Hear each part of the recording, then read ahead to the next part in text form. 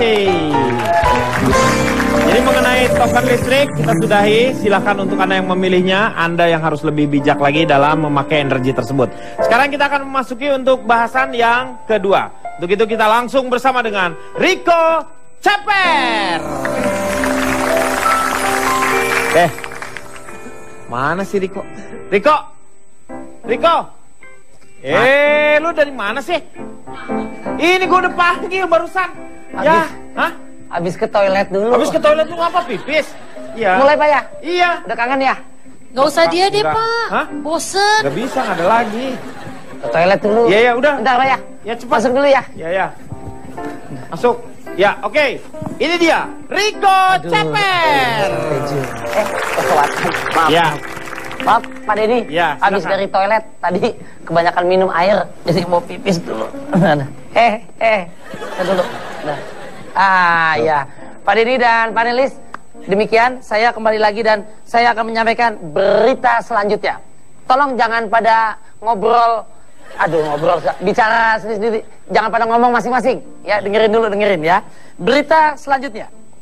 Baru-baru ini jagat tanah air dan sosial media dihebohkan oleh satu nama narapidana yang terseret kasus korupsi, penggelapan, dan pencucian uang. Ini bukan kayak laundry atau binatu ya, bukan. Ini pencucian uang ya. Dia adalah Gayus Tambunan. Nah, kalau bercandanya nggak lucu tuh, Gayus lo, begitu ya. Dan Gayus kedapatan tengah asik nongkrong, ayo krong, susah banget, di sebuah restoran ya betul, dengan beberapa kerabatnya. Allah ini, berita kepergian Gayus dari rumah tahanan bukan kali ini saja terjadi. Sebelumnya, orang yang diduga mirip, Gayus bahkan sempat pelesiran ke Thailand. Jalan-jalan ke Thailand, dah begitu aja ya. Dan menyaksikan pertandingan tenis di Bali. Mungkin dan bisa jadi Gayus pun ada di antara kita saat ini ya, sedang menikmati acara lawak ini. Siapa tahu.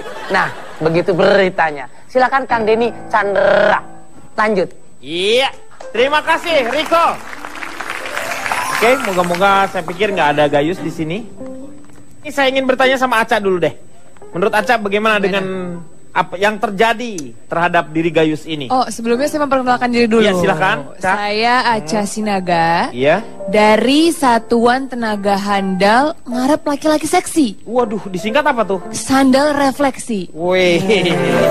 Sakit tuh kalau kelamaan. Kalau menurut saya nih ya, yang salah ini bangun penjara. Kenapa bangun penjara khusus? Kenapa dibikinnya nggak enak?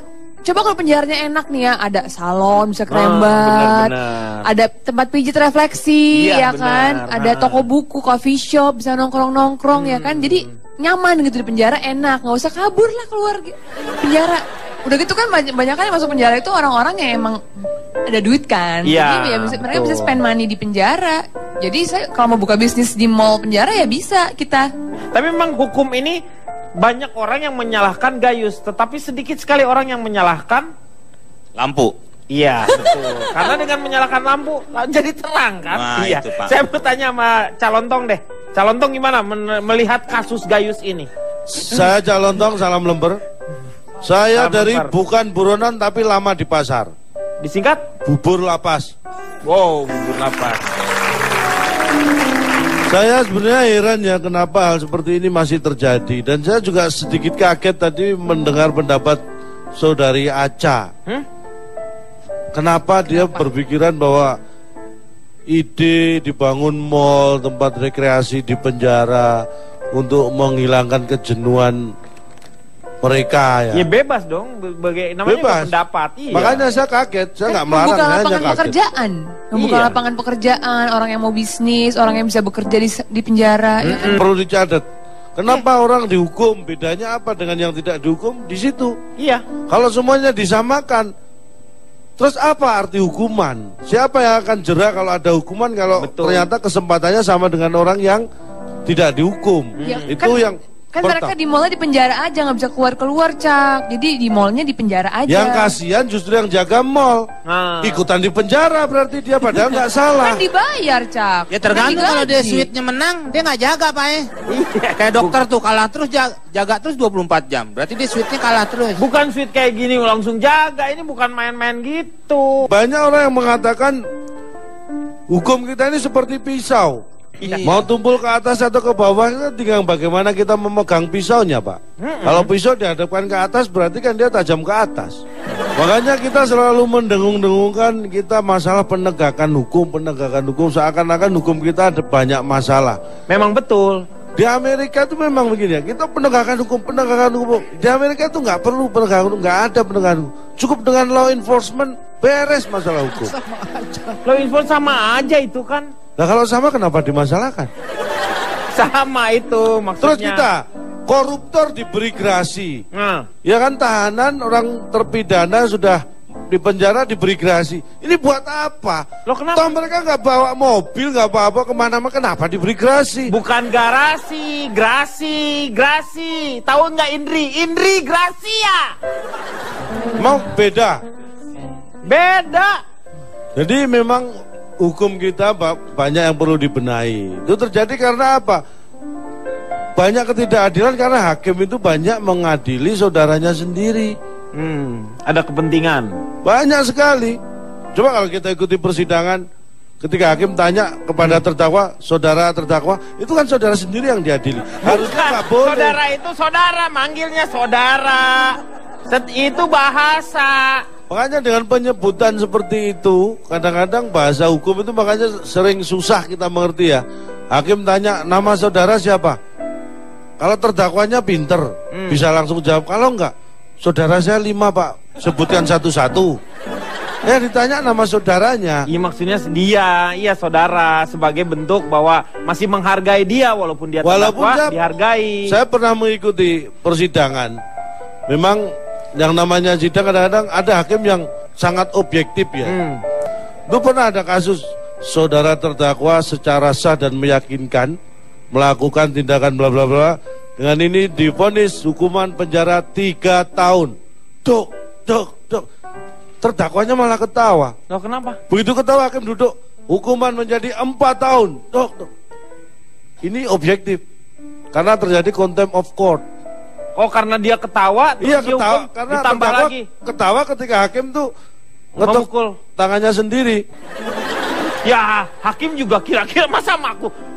Ya kan nggak sengaja Pak. Sendiri ya semua orang saya yakin bukan terdakwa, jaksa, panitera semua juga tertawa. Tapi kan mereka tidak pada posisi yang untuk divonis. Iya. Makanya saya harap ini hukum kayak Gayus ini ya. Uang masih bisa bicara itu masih terbukti di sini. Iya. Praduga tak bersalah. Iya. Belum tentu yang ada di luar itu Gayus. Siapa tahu Gayus beneran. Ya gimana sih? Yang di dalam. Iya. Nah, kan?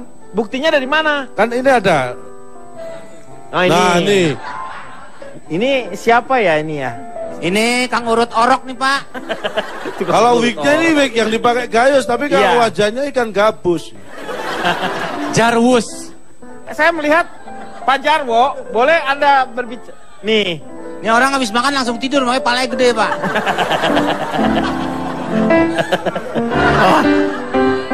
Nah, ini Pak.